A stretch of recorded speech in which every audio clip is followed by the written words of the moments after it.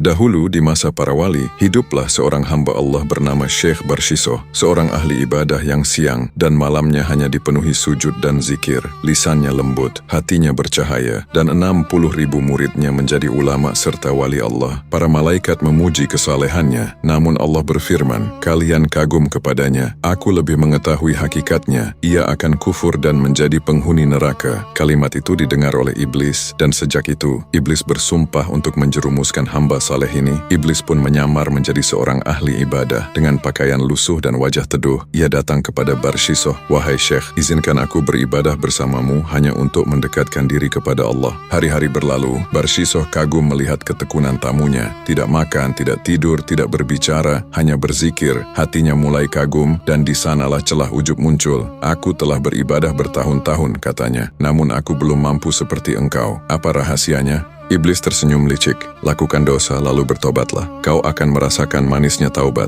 Barshisoh terkejut. "Dosa apa yang harus kulakukan?" Iblis menjawab, "Zina." Barshisoh menolak. "Kalau begitu bunuhlah seorang." Barshisoh menolak lagi, karena itu menurutnya dosa besar.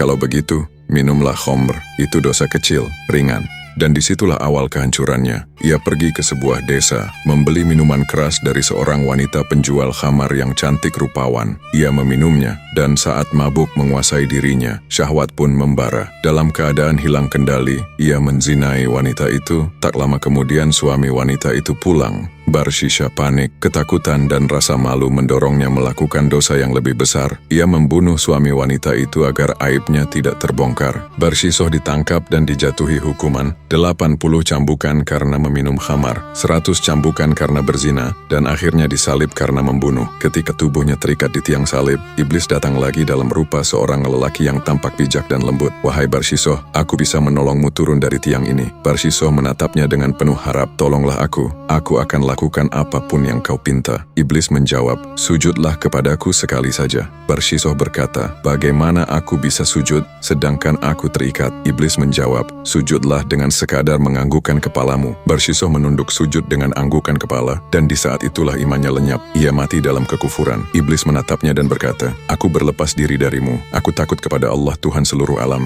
Demikian akhir tragis seorang ahli ibadah yang terpedaya oleh rasa ujub. Kisah ini bukan sekadar legenda. Ini peringatan bagi setiap hati. Bukan banyaknya ibadah yang menjamin keselamatan, tapi keteguhan iman hingga akhir hayat.